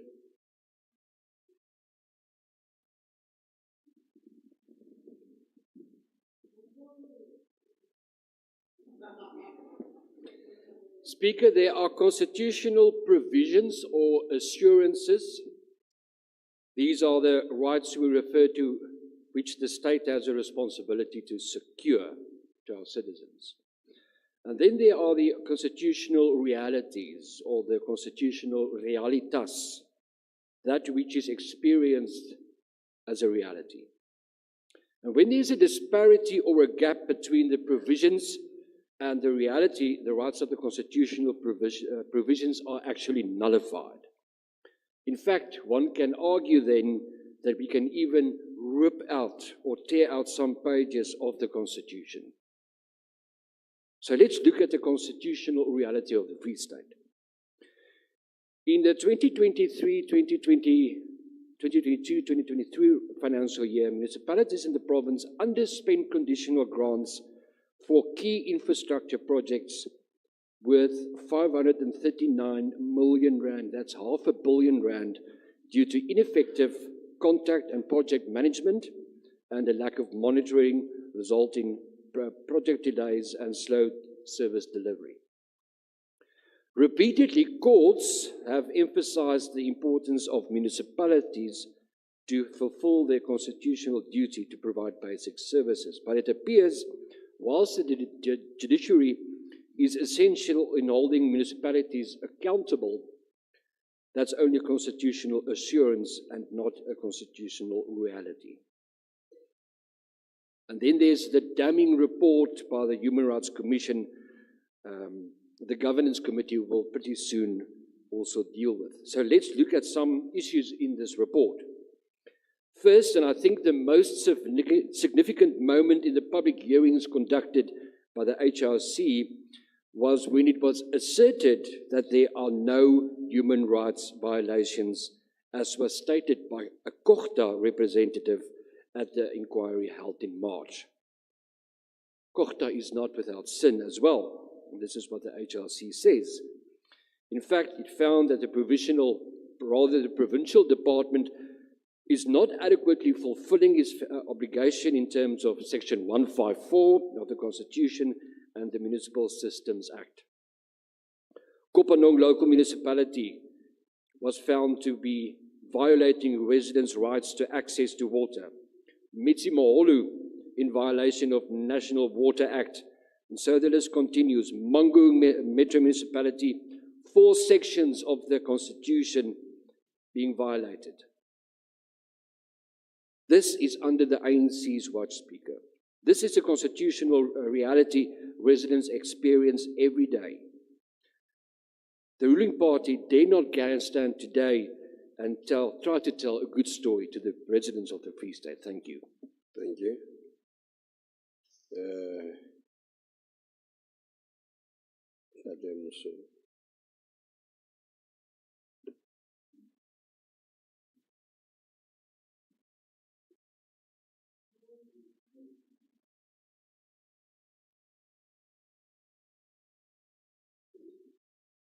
Honorable Speaker, what does human rights mean to the poorest and most vulnerable members of our society under the ANC-run government? It means that many who are homeless depend on illicit substances. Old and in desperate need to assistance face the challenge of dealing with these struggles alone. The Department of Social Development underspent by 10 million in 2024-25 financial year. This is a disgrace for the already cash-strapped department, considering homelessness is on the rise and NPOs established to support the gap in our communities continue to struggle with government funding. Where is dignity they were promised in 1994? Our women and children remain victims of abuse and femicide. Where is dignity for them if they have nowhere to turn to? The most vulnerable in our society live on handouts Just and hold on, under the Honourable ANC government Member. face. You can have a seat, Member. Honorable Speaker, ne ke kopa botsa gona ga dumeletse gore honorable a nke potso. Member, are you prepared to take a question? I will consider taking a question if I still have time after my speech, Honorable Speaker. For now, no. You can continue. Honorable Speaker, as we reflect on Human Rights Month, it is important that this government looks at the disparate situation we face and starts to get serious about presenting a plan to beat these ailments in our society and offer the dignity it promised in 1994. The South African Constitution serves as a legal foundation of our democracy, ensuring that government structures uphold and protect the basic human rights of all people living within our borders. Through this sacred document, our provincial government departments are obliged to serve the people with dignity, fairness, and justice. Despite this constitutional duty, the Free State Department of Health continues to directly contradict these principles. And I take note what the MEC Mahlatsi said about their achievements.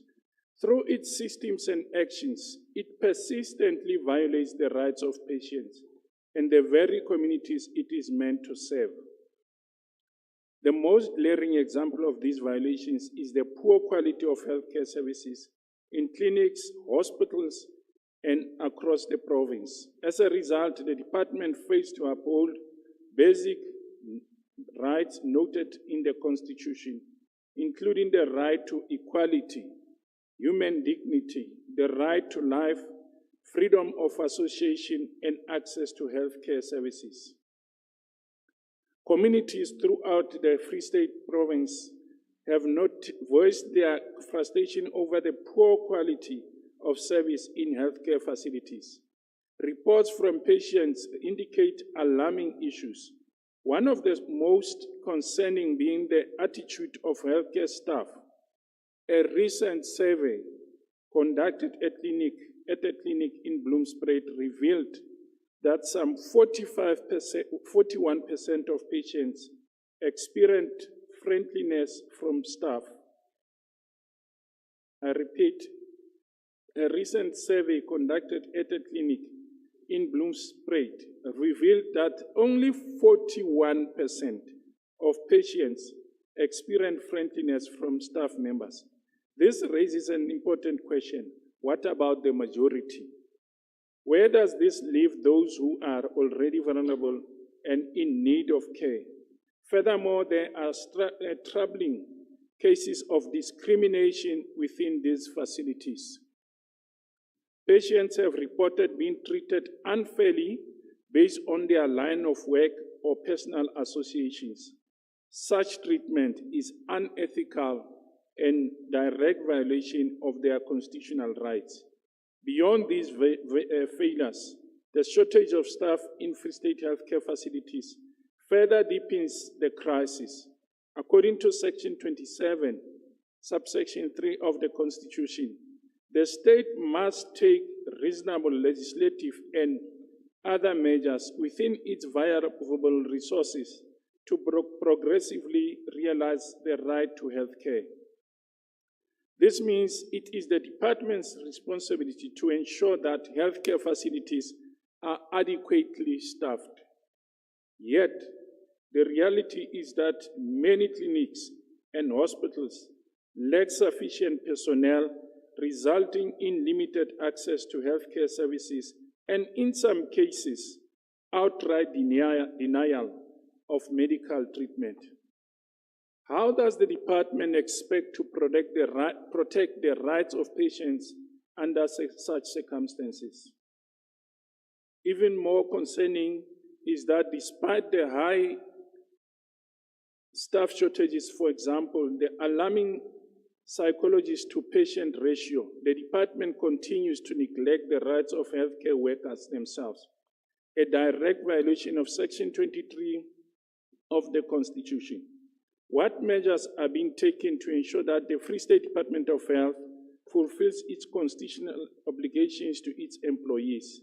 The Free State Department of Health must critically assess its operations to identify and address human rights violations. By doing so, it can pinpoint systematic flaws and implement necessary reforms to ensure healthcare services.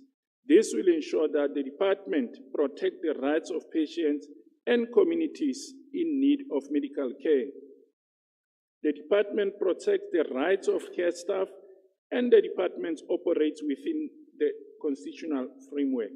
In various responses to questions in the Free State Legislature, the MEC cited unavailability of funds as a reason for inability of healthcare facilities to provide fully functional services to the community. He also mentioned the difficulty in holding management accountable for the limited services and resources.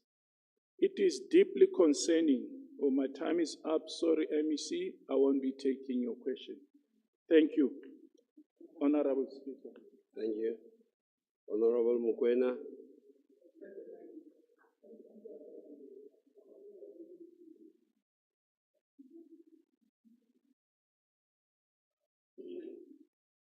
Honorable Speaker, let me say protocol observed and maybe say in my own mother tongue.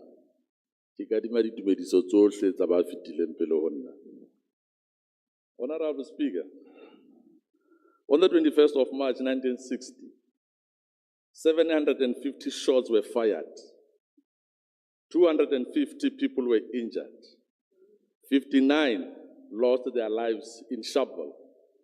Many others perished in Langa and across South Africa. We honor those who made the ultimate sacrifice. Their courage and resistance paved the way for the freedoms enshrined in our Constitution today, particularly in Chapter 2, the Bill of Rights.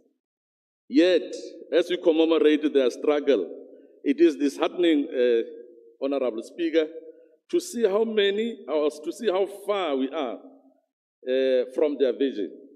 The people of the Free State are not experiencing the rights they fought for. Instead, they are trapped in a dire reality where access to basic services has collapsed, where corruption has replaced governance, and where hope is becoming a distant memory.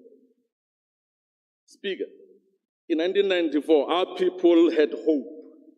For the first time, they could look forward to a future filled with promise and opportunity. But after 30 years, under the ANC rule, the hope has been shattered into 2.9 million pieces in the Free State, one piece for every resident. The reality is clear.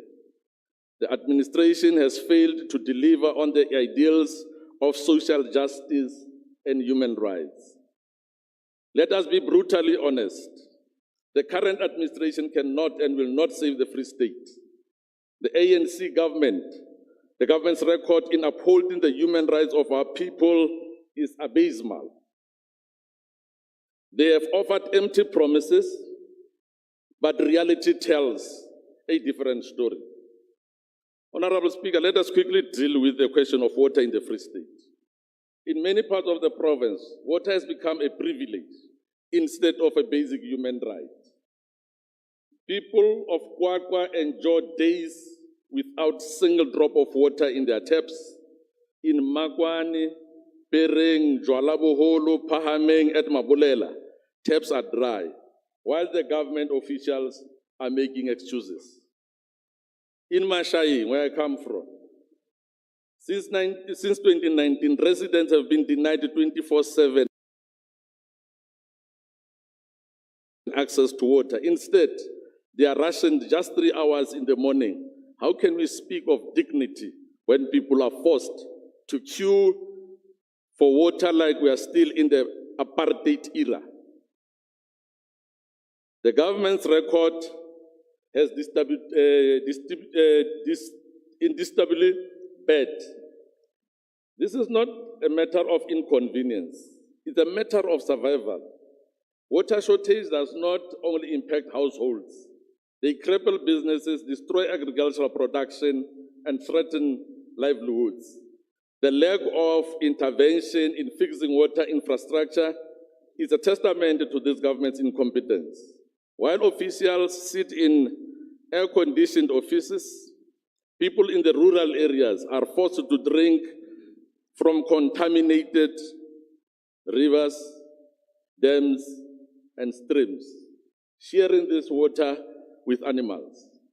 This is not governance. It is a criminal neglect.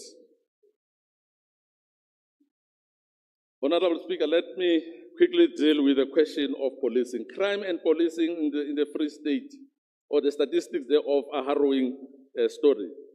Murder rates in the Free State are soaring. Women and children live in fear, yet many communities still do not have police stations. Siame and Intabazwe remain neglected, leaving residents vulnerable to crime. Why? Because the ANC refuses to ensure that the police receive the necessary resources to protect our people. Earlier or late last year, Honorable Speaker, the Human Rights Commission released a report. In that, as I mentioned earlier, there is this incohesion within the ANC that disrupts service delivery. The internal dysfunction has spilled over into government, leading to paralysis at all levels. The South African Human Rights Commission tabled a troublesome report late in 2024, exposing the province's catastrophic municipal service delivery. That report contained clear recommendations, and yet, Honorable Speaker, to this day, not even one municipality has attempted to deal with that report. It's a shame. This government does not have a heart for the people. It has a heart only for the looting, self-enrichment, for looking after party cronies while the people of the Free State suffer. This is not just about water. It's about every essence of government, about holding power to serve the people, not to serve oneself. The Free State is being run like a criminal syndicate where tenders are awarded to friends and family, where ordinary citizens are left without basic services. Corruption is a disease, and this government refuses to cure it. We need to be honest. 2026 local government are at the corner. The people of the Free State, they must do what is correct. Change is coming. In 2026, the people of this province will have a chance to reject this failed administration. We will not just make promises, we will deliver. We will restore clean governance, invest in infrastructure, ensure reliable water supply, and make sure that communities are safe. I thank you, Honorable Speaker.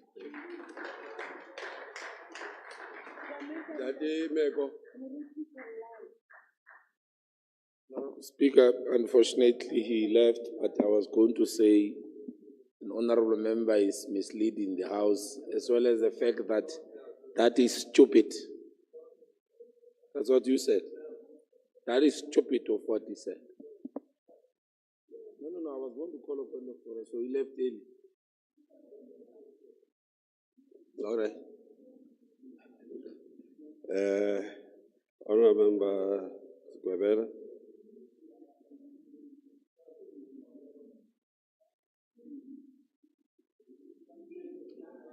Honorable members, honorable members,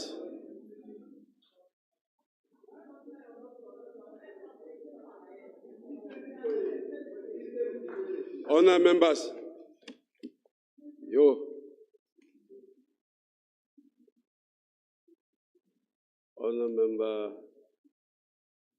Mokoena, MEC Mokoena,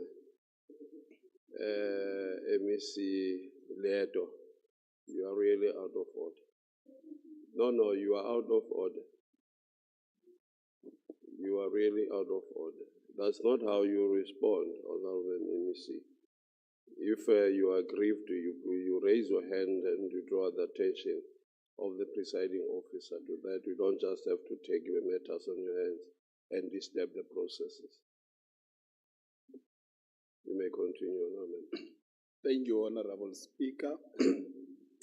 I think, Honorable Speaker, it's very important that we reflect a little bit to state that as this year marks the 70 years of anniversary of Freedom Charter, that on Sunday, on the 26th of June in Kliptown, 1955, whereby more than 3,000 people gathered from multi-racial groups to adopt a document that is known as Freedom Charter. So before we can talk about the Constitution, Honorable Klute, you need to understand the relationship of the Constitution and the Freedom Charter. So I want to beg your indulgence so that you listen. So the two documents, the South African Constitution of 1996 and the Freedom Charter are foundational documents in South African human rights and democratic journey, closely linked yet distinctive in their origin, their purpose, and the scope. And in the main, it is the African National Congress played a central role in both documents, often frames the Constitution as a realization of the Freedom Charter's aspirations, though there might be debate of how fully the former reflects to the latter. But let me go further to say that I will explore the key features and also demonstrate how these key principles in the Freedom Charter that are found in the South African Constitution plays a significant role in the context of human rights as the progress since from 1994 till to date. The key principle, number one, is the political equality that we speak about, the people shall govern, that called for universal suffrage and equal political rights, rejecting this racial segregation in government. Two, it is the economic justice, which demanded the nationalization of key industries such as mines and the banks, and equitable wealth distribution, and land reform to restore the land that was dispossessed. Number three is the social rights, which is the charter that envisioned the free education that we experience today, the progress of the ANC-led government. Two, it is the healthcare services, Honorable Maswe. When you speak about the healthcare services, we speak about the implementation of National Health Insurance Scheme, which the DA stands to be opposed to it. What is National Health Insurance? National Health Insurance stands to do? Stands to ensure that all South Africans, irrespective of black, white, Indian, and colored, irrespective of their socio-economic status, they must benefit in accordance to their health needs, to ensure that they have access to quality and proper healthcare services, which means the DA stands to be opposed to that as well. But I'll come later to what the DA also stands opposed to. The human dignity in the main would speak to the equality before the law and the freedom of movement, including to end all the discriminatory practices and asserting that South Africa belongs to all who live it, black and white. But however, what is important is that the Freedom Charter, Honorable Klute, remains a radical document that is unifying diverse anti-apartheid groups under a shared vision. And since the 1994, just to demonstrate, the Constitution has been a legal backbone for human rights achievements and operationalizing what the Freedom Charter ideals and the principles. And therefore also we'll speak about the same political rights, say that fulfilling the Charter's call for governance by the people, it stems on an issue of the regular elections that we have each and every 5 months, which is the cornerstone of a democracy, whereby people have a right to vote, and also there's a freedom of expression and freedom of association. And what we need to do and need to understand as well is that, Honorable Maswe, the ANC-led government continues since from 1994 till today, continues to expand health, basic services, the basic services. These include your housing, your electricity, and you must understand that the population growth and the structural needs, as far as the population grows, the demands is going to grow, as far as water supply, as far as electricity supply, including that of housing. But these challenges persist without not overruling Honorable Mkwena. The challenges that comes with reality is that there are criminal networks and syndicates that exist in the water sector. That sabotage the water movement, including that the water that must get to the people. They are organized, they do business, and they sabotage the service that must get to the people. That this goes as well to the issue of as far as housing is concerned. You must speak the truth and the reality that the illegal occupation of land remains a problem that makes government to plan for something that was not budgeted for. And as this goes to as far as people erecting themselves on an area or land that is not residential, as far as the wetlands. And that it becomes a responsibility of government to ensure that people have a right to, they realize the right to life, and ensuring that the people themselves even though that there are those particular illegal occupation, the ANC government goes to an extent of ensuring that those people are rescued and they are allocated properly. But we understand that there are fiscal policy constraints. That is the credit that we must give to the ANC-led government. There's an issue of that you are not speaking to. The issue of illegal connection of electricity that even hampers the revenue collections of the municipalities. We must speak to that. The tone and the attitude must to say that how do we assist law enforcement institutions to ensure that those people they receive the electricity that is due to them and deal with the criminals that connect illegally and ensuring that by ensuring their actions, they are ensuring that the municipalities they do not get revenue out of that. But I know that there is if you are referencing Kwakwa, the emissary of Kokta is there. There's water that is running through the taps in Kwakwa. The deputy president in 2024 went there to sign the DDA, the distribution agency, deal with ESCOM and municipality. That is progress, irrespective of the developments. The other issue that we must speak to, that is very important, Honorable Mukwe, is that on a strive to achieve and reverse the balances of economic injustices of the past, the ANC-led government, on a policy and on lawfully so, these are the laws that they implement to ensure that the previously disadvantaged and marginalized, they participate. You speak about the Preferential Procurement Policy Act, you speak about the BEE, you speak about the expropriation of the land and other land reforms that seeks to ensure that the black marginalized people get to participate in the mainstream economy. And this goes to ensure that the marginalized, they get to have activities that are on as far as on agricultural land.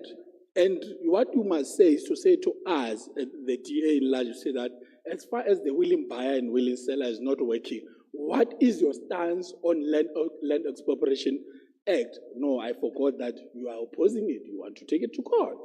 Okay, it's fine. But what we must tell you is that 10%, the willing buyer and willing seller, we have said that there is 10%. That is not coming, that of the land distribution that is not coming back. And we need to ensure that, and what we're telling you is that it frustrates the Freedom Charter's restoration call of the land of the dispossessed, the land that was dispossessed through the 19 Act, the African National Congress, to ensure that the previously marginalized and black people, they realize their right to participate actively in the mainstream economy. It's ensuring that lawfully so it carries out these laws. But the right-wing extremist organization, we know that you are not going to let this progress to continue without you coming into a space, taking into law, into court to review the progressive acts. But I'll come to later to say to you that what you are doing, you are not realizing that you yourself, the constitutions that govern the country, it says that on the preamble when it opens, we the people of South Africa, myself included, everyone included, we recognize the injustices. But I continue not to understand why would you take these laws that are passed, if you are recognizing the injustice of the past, why are you taking these laws to court to deal with them or not to recognize? In fact, the role and the contribution, if you are a constitutionalist and you agree to the rule of law, as per the preamble of the Constitution, you are supposed to say that we are going to assist to ensure that land expropriation gets to be realized, BE gets to be realized, and Triple PFA gets to be realized, Bella Act gets to be realized. So I can give you stats as far as the electricity that goes in connection. In 1994, you'd understand that it was sitting at 58%. Now, under ANC-led government, it's sitting at 90%. And as far as the right to education is concerned, of ensuring that the literacy people get to be able to be educated and so forth, you will go and look at the South African adult literacy rate. Is estimated that now it's sitting at 90%, over above distinction. Distinction, when you are a student at Mgwena, you know that you used to be a teacher. The distinction is 75%, but this now, the ANC-led government is sitting at 90%. Before, in 1994, it was sitting at 81%. It's a serious problem. That 9% makes it a difference. But what is important is that we need to recognize what the ANC and its government is doing to ensure that women representation in all spheres they are recognized. And I want to say, when we look at the history, and the history that is recorded is that there is a phrase that says, you strike a woman, you strike a rock. Wathinta bafazi, wathinta imbokodo. I want you to read about that as we speak about the rights. It's a powerful phrase and a song that originated from the 1956 Women's Anti-Pars March in South Africa, symbolizing what? The strength and the resilience of South African women in their struggle against injustices and oppression. So, honorable members, it is without doubt that today the women, they bear the fruits of their involvement in the struggles as they face the triple challenges under the colonial government. And in 2019, one thing that you must acknowledge is that as far as the progress, as far as women emancipation and women empowerment and gender representation in the country, in 2019, the entire election process of National Assembly, 47% of women, they were 47% of public representation. It was women, and that is one of the highest rates worldwide. That's something that you must give credit to. In fact, also you must clap hands because you are part of of South Africa, and you are subscribing to the constitution that says that we, the people of South Africa, we recognize our injustices of the past. So I want to say that what is important is that also that we need to focus on. I think Honorable Deputy Speaker was speaking about the incidences that occurs as far concerning the women in the country and the children. The ANC-led government, these are things that you must go and Google. It has passed what we call the 2024 National Council on Gender-Based Violence. ANC government putting laws into ensuring that there are safer communities, women and children are not perpetual victims of gender violence, and the law must take its course, and all law enforcement or institutions must act in accordance. This goes to an extent that to realize the LGBTI community, to say that there should not be a discrimination against the sexual orientation. That is Chapter 2 of the Constitution, Bill Rights, Bill Rights, and number 3, which speaks that there should not be discrimination indirectly or directly. May I take a seat? Honourable Member, Dr. Jagose. Thank you, Honourable Speaker. Before his time is up, I just want to know if the Honourable Member will take a question. Are you going to take a question? No, Honourable Speaker. So, therefore, Honourable Tlut, Honourable Mokoena, Honourable Maswe, the Freedom Charter in the South African Constitution, this is an educational lesson now that we must, before the Constitution we speak about the Freedom Charter, are intertwined yet distinctive pillars of South African human rights framework. The Charter provides a moral and political vision that galvanizes the anti-apartheid struggle, while the Constitution translates those ideals or the principle into a legal blueprint for a democratic society that the ANC is involved in to realize, which is what we want to realize, which is a national democratic society through a national democratic revolution. And lastly, Honourable Speaker, in conclusion, is to say that we should continue to remember that this country is built on the blood and the sweat of heroes and heroines that laid their lives for us to live and have these rights that are enshrined in the Chapter 2 of the Constitution. Therefore, what we need to know and recognize that the journey is far from being over, especially on economic side of it, that black people and previously marginalized must participate rightfully in the mainstream economy.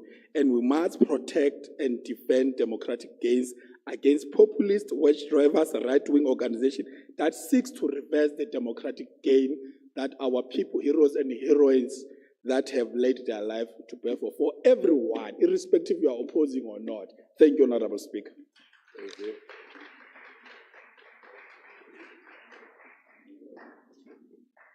Honourable Member, the debate by Honourable Squabella concludes the debate on human rights this month. This brings us to the end of business of the House today. The House shall now adjourn until further notice. The House is adjourned.